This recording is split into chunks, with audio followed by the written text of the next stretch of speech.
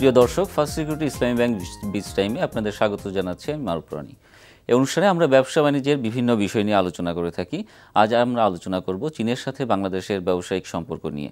বিষয়টি নিয়ে আলোচনার জন্য আমাদের স্টুডিওতে রয়েছেন আমন্ত্রিত অতিথি Bangladesh garments, accessories and packaging manufacturers and exporters অ্যাসোসিয়েশনের সভাপতি জনাব আব্দুল কাদের খান, এবং অনুষ্ঠানের পরবর্তী পর্যায়ে আমাদের সঙ্গে যোগ দিবেন ঢাকা বিশ্ববিদ্যালয়ের অধ্যাপক ডক্টর মিজানুর রহমান। আপনাকে স্বাগত আমাদের স্টুডিওতে। ধন্যবাদ আপনাকে। তো শুরুতেই যে বিষয়টি নিয়ে আলোচনা করতে চাই সেটি হচ্ছে যে চীনের প্রেসিডেন্টের ঐতিহাসিক এক সফর আমরা দেখলাম। উনি আজকেই বাংলাদেশ সফর করে ইন্ডিয়াতে গেছেন ব্রিক্স সম্মেলনে যোগ দিতে। তো চীনের সঙ্গে আমাদের যেই অর্থনৈতিক সম্পর্কের বৃদ্ধির যেই চুক্তিগুলো হলো, তো সেটি আসলে ব্যবসার ক্ষেত্রে আপনারা ব্যবসায়ীরা কিভাবে দেখছেন বিষয়টিকে? ধন্যবাদ আপনাকে। আসলে চীনের বর্তমান যে প্রেসিডেন্ট সব আজকে যে কালকে এসে সফর করলেন আমাদের দেশের, বিগত 30 বছরের ইতিহাসে এটা একটা বিশাল সাফল্য আমাদের জন্য, আমাদের দেশের জন্য। তো এখানে গতকালকে যে সমস্ত ব্যবসায়িক যে সমস্ত বিষয়ে আলাপ আলোচনা আছে, আমাদের ব্যবসায়ী সংগঠনের এপিসিসি বিভিন্ন ব্যবসায়ী নেতৃবৃন্দ উপস্থিত ছিলেন এবং আমাদের অন্যান্য ব্যবসায়ী সংগঠনের দ্বারা আলোচনার মধ্যে তাতে সর্বমোট বোধহয় 13টি চুক্তির মতো গতকালকে আমি পত্রিকার মাধ্যমে জানতে পারলাম। ব্যবসায়িক যে চুক্তি, বিনিয়োগের যে চুক্তিগুলো হলো তার মধ্যে 2টি সরকারিভাবে আর বাকি 11টি বেসরকারিভাবে। তো এই চুক্তিগুলোর মধ্যে যে কয়েকটা আমরা দেখতে পেলাম তার মধ্যে বিদ্যুৎ কেন্দ্র আছে 2টি, একটি চিটাগাং বাঁশখালীতে আর একটি পটুয়াখালী পায়রা বন্দরে, 2টাই 1320 মেগাওয়াট করে। তো এই বিদ্যুৎ যদি বাংলাদেশে সত্যি সত্যি বিদ্যুৎ উৎপাদন হয়, তা আমাদের দেশে যেহেতু এখনও বিদ্যুতের ঘাটতি আছে, এটা তো এই বিদ্যুৎ যখন জাতীয় গ্রিডে আসবে, এটা স্বাভাবিক কারণে আমরা যারা ব্যবসায়ী আছেন বাংলাদেশের মধ্যে, এটা কম বেশি সবাই উপকৃত হবে। এটা নিঃসন্দেহে বলা যেতে পারে এটা আমাদের জন্য একটা বিরাট উন্মোচনের দ্বার ওপেন হলো। আরেকটা জিনিস, যে কর্ণফুলী যে টানেল না দীর্ঘদিনের যে চিটাগাংবাসীর একটা ছিল, সেই টানেলের একটা কালকা যৌথভাবে আমাদের প্রাইম মিনিস্টার মহোদয়ের পাশাপাশি চীনের যে প্রেসিডেন্ট, এরা দুজনে যে উদ্বোধন করলেন, এই টানেলের এখানে একটা বিরাট সম্ভাবনা তৈরি হলো পথ। আরও যে সমস্ত ইয়াগুলোর মধ্যে ছিল, যেমন একটা সার কারখানা আছে সিলেটে, এবং অবকাঠামো ক্ষেত্রে আরও অনেকগুলো চুক্তি হয়েছে। এই সমস্তগুলা বাস্তবায়ন হলে এটা সার্বিকভাবে দেশের বিশাল উন্নতি হবে। এটা নিঃসন্দেহিতভাবে বলা যেতে পারে যে এটা অবকাঠামোগত উন্নয়নে হলে তো সারা দেশে এটা সর্বময় জনগণে এটা এনজয় করবে। আমরা ব্যবসায়ীরা তো অবশ্যই আমাদের তো অবকাঠামো, রাস্তাঘাট সব কিছু আমাদের প্রয়োজন পড়ে। আমাদের পণ্য আনা নেওয়া যাওয়া, এক্সপোর্ট করা, ইম্পোর্ট করা, সর্বক্ষেত্রে আমাদের অবকাঠামোর যে ইয়াটা প্রয়োজন পড়ে, সেটা তো আমাদের জন্য অনেক দূর এগিয়ে নিয়ে যাবে এটা। তো চীনের সঙ্গে যে ব্যবসায়িক যে লেনদেন, সেটি কিভাবে আরও বৃদ্ধি পাবে এর মাধ্যমে আপনি কি দেখছেন? এখানে আমাদের সাথে আসলে চীনের যে ব্যবসায়িক যে বৈষম্য রয়েছে, যে এক্সপোর্টের ক্ষেত্রে আমাদের এক্সপোর্ট ওদের এক্সপোর্টের তুলনামূলকভাবে অনেক কম, যেটা আমাদের মহামান্য রাষ্ট্রপতি মহোদয় বলেছেন যে শুল্ক মুক্ত এবং কোটা মুক্ত যদি হয়, আমাদের দেশ থেকে যদি আরও বেশি পণ্য রপ্তানি করা যায়, সেখানে কয়েকটা খাতও কালকে উল্লেখ করছেন। সে মধ্যে হিমায়িত খাত আছে, অস্ত্র শিল্প আছে, চামড়া শিল্প আছে, পোশাক শিল্প আছে, সিরামিক শিল্প আছে। এগুলো যদি কোটামুক্ত বা শুল্কমুক্ত অগ্রাধিকার পাওয়া যায়, যেহেতু চীন সারা ওয়ার্ল্ডের মধ্যে সবচেয়ে জনবহুল একটা রাষ্ট্র, সেই হিসাবে ওইখানে আমাদের যদি কিছু অংশ যদি ওখানে এরকম শুল্কমুক্ত অগ্রাধিকার পায়, সেক্ষেত্রে আমাদের ব্যবসায়ীদের জন্য একটা বিরাট অর্জন হবে আমি মনে করি। তো এই যে 1360 কোটি যে ব্যবসায়িক বিনিয়োগের যে চুক্তি হয়েছে, সেটি মূলত আসলে কোন কোন খাতে বিনিয়োগের প্রস্তাবগুলো এসেছে? এই মধ্যে আপনি তো বললেন যে বিদ্যুৎ খাতে, এবং ব্যবসায়িক ক্ষেত্রে কোন বিষয় খাতগুলোতে এসেছে? আমরা জানি যে ওষুধ শিল্প আছে, চামড়াজাত শিল্প আসছে এর মধ্যে, তারপরে হিমায়িত খাদ্য আসছে, রপ্তানি শিল্পের মেশিনারি উৎপাদনের ক্ষেত্রে আসছে। এইভাবে 6টা খাত আসে সব মিলে। এটি খুব ইম্পর্টেন্ট একটি বিষয় যে আপনার চীন থেকে তো আমরা সাধারণত র ম্যাটেরিয়ালস এবং মেশিনারিজ ইম্পোর্ট করে থাকি। আমাদের গার্মেন্টসের যে সমস্ত র মেটেরিয়ালস, বিশেষ করে ফেব্রিকটা তো মূলত পুরাটাই চায়নার থেকে, ম্যাক্সিমাম চায়নার থেকে আসে। তো সেই ক্ষেত্রে যদি এই রপ্তানি খাতে শিল্পের সহায়ক শিল্পী হিসাবে যেগুলা হওয়া দরকার, সেই জন্য ফেব্রিকটা হতে পারে। আদার্স আমরা যারা অ্যাক্সেসরিজ এক্সপোর্ট করি, আমাদের ডিম এক্সপোর্টার হিসেবে আমরা যে গার্মেন্টসের সহযোগী প্রতিষ্ঠান হিসেবে আমরা কাজ করি, এই গার্মেন্টসের এই অ্যাক্সেসরিজ দিতে গেলে আমাদের কাঁচামালও কিন্তু অনেক ক্ষেত্রে আমরা চায়না থেকে ইম্পোর্ট করতে হয়। তো সেখানে যদি এই কাঁচামালের যদি উৎপাদনটা এই দেশীয়ভাবে চীন বিনিয়োগ করে এই ক্ষেত্রে কাঁচামাল উৎপাদনের ক্ষেত্রে, তাহলে আমাদের তো লিড টাইম কমে যাবে, আমাদের অল্প সময়ের মধ্যে আমাদের চাহিদা মতো পণ্য আমরা পাবো, তাতে আমাদের প্রোডাক্টিভিটিও বেড়ে যাবে, কস্টিংও কমে আসবে। এটা একটা খাত, একটা ইম্পর্টেন্ট ইস্যু। পাশাপাশি যে সমস্ত মেশিনারিজ টেকনোলজি যারা আমরা বিদেশ থেকে ইসের থেকে চায়না থেকে যে সমস্ত টেকনোলজি আমরা ইম্পোর্ট করি, ওইখানে যদি এই রপ্তানিমুখী শিল্পের যদি কিছু মেশিনারিজ এখানে উৎপাদন হয়, সেইখানেও আমাদের একটা বিরাট উপকার হবে আমি বিশ্বাস করি। কারণ এই মেশিনগুলোতে আমরা চায়নার থেকে ইম্পোর্ট করার পরে টেকনিক্যাল সাপোর্ট দেওয়ার জন্য অনেক সময় ওনাদের থেকে হায়ার করতে হয় লোকজন, তারপরে আস্তে আস্তে আমরা ট্রেন আপ করে নিই। তো এই শিল্পটা যদি দেশীয়ভাবে উৎপাদিত হয়, এখানে কিছু না কিছু ভ্যালুয়েশন তো অবশ্যই হবে। তারা শিল্পের কাঁচামালও যেমন আনবে, আবার মেশিনারিজের উৎপাদন করতে গেলে ওই মেশিনারি যে র মেটেরিয়াল যেটা আসবে, সেটার মধ্যে তারা প্রোডাক্টটাকে পূর্ণতা লাভ করার পরে আমাদের কাছে যদি বিক্রি করে, সেখানেও তো একটা ভ্যালুয়েশন, অবশ্যই একটা ভালো ভ্যালুয়েশন। তো আলটিমেটলি আমি মনে করি যে দেশীয় বাজারে এই দেশীয় অর্থটা, দেশে এই যে ডলারটা সেভ হচ্ছে, এটাও একটা দেশের রপ্তানিতে একটা ভালো ভূমিকা রাখবে বলে মনে করি জাতীয় অর্থনীতিতে। জি, আমাদের সঙ্গে যোগ দিয়েছেন আমাদের আরেকজন অতিথি, ঢাকা বিশ্ববিদ্যালয়ের অধ্যাপক জনাব মিজানুর রহমান। আপনাকে স্বাগত আমাদের স্টুডিওতে। ধন্যবাদ। যে বিষয়টি নিয়ে আমরা আলোচনা করছিলাম, যে চীনের যেই ঐতিহাসিক, যে প্রেসিডেন্টের যে ঐতিহাসিক সফর, তো সেটি আসলে আমাদের অর্থনীতিতে কতটা সুখকর বয়ে আনছে। কারণ হচ্ছে যে আমরা বেশ কিছু ব্যবসায়ীকে আমরা চুক্তি করেছি এবং বিলিয়নস অফ ডলারের আমরা বিনিয়োগ চুক্তি করেছি এবং অবকাঠামো খাতে অনেক বড় বড় প্রকল্প চুক্তি হয়েছে। তো এটি অর্থনৈতিক অগ্রগতিতে কতটা তাৎপর্য আপনার কাছে মনে হচ্ছে, তাৎপর্যপূর্ণ? চায়নার অর্থনীতি গত 35 বছরে এটাকে মিরাকল ইকোনমিক ডেভেলপমেন্ট বলা হয়। ওয়ার্ল্ড জিডিপির চাইনিজ ইকোনমির প্রপোর্শন শেয়ার ছিল 1.6% 1979 সালে, যেটা এখন 10%-এরও বেশি উন্নীত হয়েছে। এবং এই সময়টাতে কিন্তু বিশ্ব অর্থনীতির সাইজও কিন্তু বহুগুণ বৃদ্ধি পেয়েছে। চাইনিজ ইকোনমির এই যে অভূতপূর্ব যে উন্নয়ন হয়েছে, এর পিছনে চায়নার embrace of the world economy, integration with the world economy একটা বড় ফ্যাক্টর হিসাবে, এবং চায়নাকে বলা হয় বিশ্বের ফ্যাক্টরি বলা হয়। So Chinese emergence in the global economy as a power house, as a factory of production, এটা কিন্তু পৃথিবীর সব দেশকেই নাড়া দিয়েছে। বাংলাদেশের যে গত 25 বছরের তাৎপর্যপূর্ণ উন্নয়ন হয়েছে, আপনি যদি আমার অর্থনীতির প্রবৃদ্ধি দেখেন, আমার অর্থনীতির সাইজ দেখেন, আমার বাংলাদেশের অর্থনীতি ইন কনস্ট্যান্ট প্রাইস টার্মস গত 25 বছরে 4 গুণ বৃদ্ধি পেয়েছে। গত 2006 সাল থেকে 2016 সাল এর মধ্যে আমাদের পার ক্যাপিটা জিডিপি $560 থেকে বৃদ্ধি পেয়ে এখন $1500 উপরে উন্নীত হয়েছে।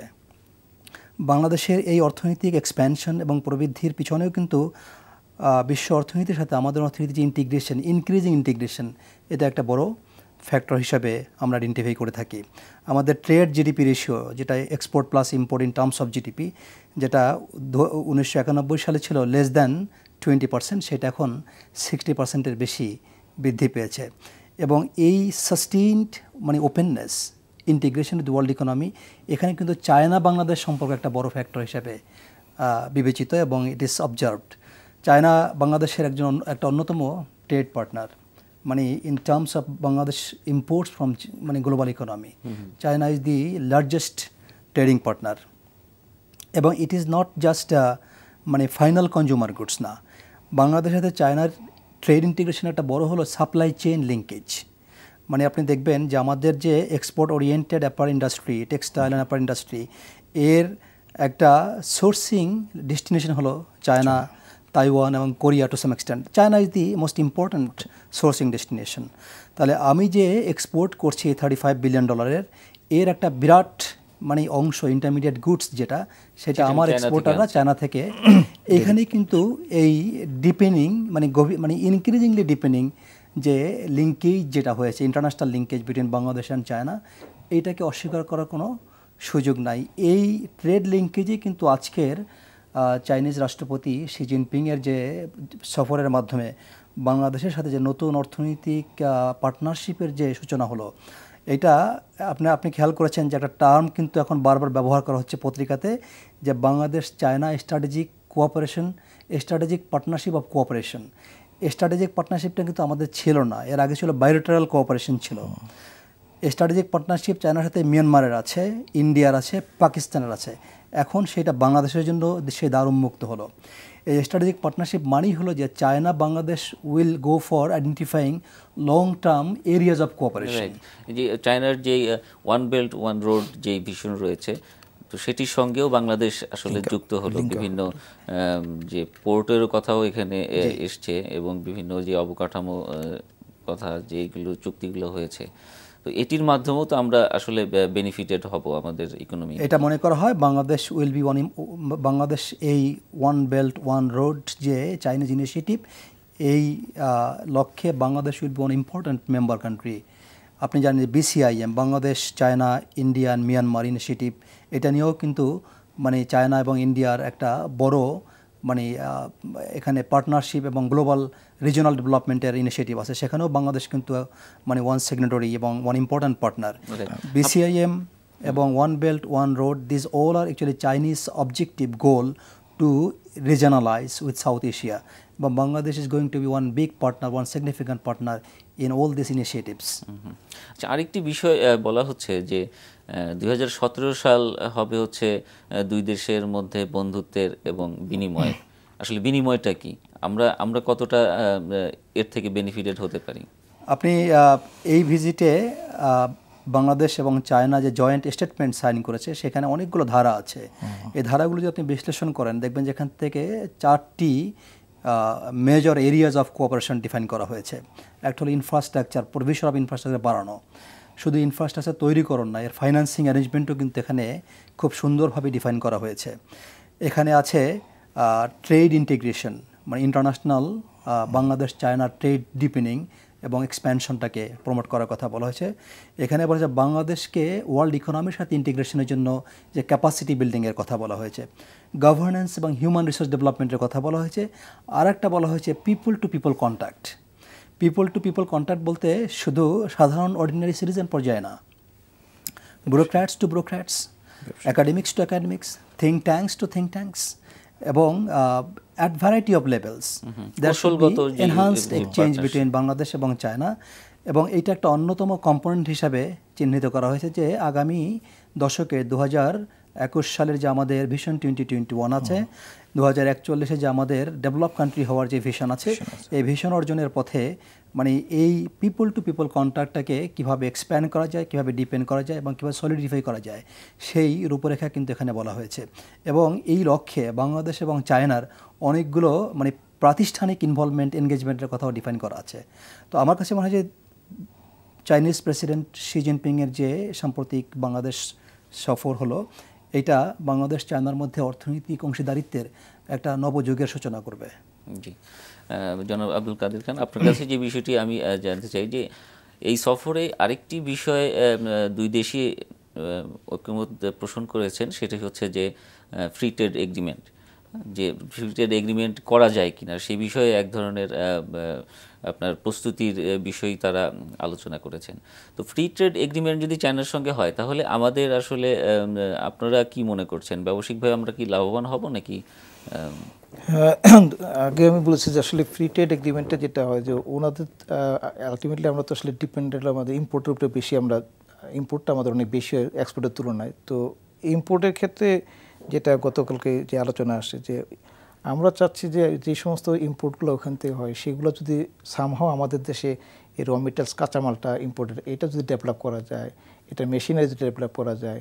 পাশাপাশি আমরা যদি কিছু এক্সপোর্টকে প্রমোট করতে পারি, সেটা ডিউটি ফ্রি, যেটা আমাদের রাষ্ট্রপতি মহোদয় বলছেন যে ডিউটি ফ্রি বা কোটা মুক্ত, এরকম কিছু যদি করা যায় তাহলে দুটো একটা ব্যালেন্স হওয়ার একটা সম্ভাবনা আছে, যে শুধু আমরা ইম্পোর্টের না, পাশাপাশি আমরা কিছু এক্সপোর্টের, যেহেতু এটা অনেক বড় দেশ, সেখানে আমাদের এক্সপোর্টের সুযোগ অনেক আছে যদি ওই ফ্যাসিলিটিসগুলো পায়, যেটা কোটা মুক্ত বা সুবিধা মুক্ত। আরেকটা হলো যে এখানে যেভাবেও তারা যদি ইনভেস্ট করে, যেগুলো সেক্টর তারা উল্লেখ করছে, এই সেক্টরগুলোতে ইনভেস্ট করলে ম্যান পাওয়ার তো আলটিমেটলি আমাদের দেশেরই ইউজ হবে। তো এখানে একটা কর্মসংস্থানের তৈরি হবে এবং জনবল দক্ষ হবে, এবং টেকনোলজি যেটা আমরা ডাইরেক্ট ইম্পোর্ট করি সেটাও যদি এখানে টেকনিক্যাল যদি তারা, যেটা রপ্তানিমুখী শিল্পের যে সহায়ক শিল্পী হিসাবে বলা হয়েছে, যে এখানে মেশিনারিজের খাত আছে, এখানে টেক্সটাইলের খাত আছে, বিভিন্ন যে প্রোডাক্টগুলো আমাদের এক্সপোর্টের সাথে, যেটা যে 35 বিলিয়নের মধ্যে যেটা উনি বললেন একটু আগে, স্যার যেটা বলেন, এইটার মধ্যে কিন্তু ওনাদের যে ভূমিকাটা, এই কন্ট্রিবিউশনটা যদি দেশীয়ভাবে আমাদের দেশে করা সম্ভব, যেটা আমাদের বাণিজ্যমন্ত্রী মহোদয় বলছেন যে আনোয়ারাতে ওনাদের একটা এক্সপোর্ট জোনের মতো একটা এরিয়া দেওয়া হবে, যেখানে চাইনিজটা ইম্পোর্ট, মানে এখানে তারা ইনভেস্ট করতে পারবে। জনাব মিজানুর রহমান, আপনি যে বিষয়টি এর আগে বলেছেন, এবং যে আমাদের আসলে অর্থনৈতিক একটা নতুন দ্বার উন্মোচন হয়ে গেল চীনের সঙ্গে এই সফরের মাধ্যমে। কিন্তু আরেকটি বিষয় যেটি রয়েছে মুক্তবাজার অর্থনীতি, আমি যেটি আলাপ করছিলাম এর আগে, কিন্তু মুক্তবাজার অর্থনীতিতে যদি আমরা যাই, মানে অর্থাৎ চায়নার সঙ্গে যদি আমরা ফ্রি ট্রেড এগ্রিমেন্টে যাই, সেক্ষেত্রে আমাদের দেশীয় শিল্প অগ্রগতিতে কোনো বাধা সৃষ্টি হবে কিনা? অপরচুনিটি এবং চ্যালেঞ্জ দুটোই সৃষ্টি হবে। বিশ্ব অর্থনীতিতে সাম্প্রতিক সময়ে দুটো ডেভেলপমেন্ট হয়েছে।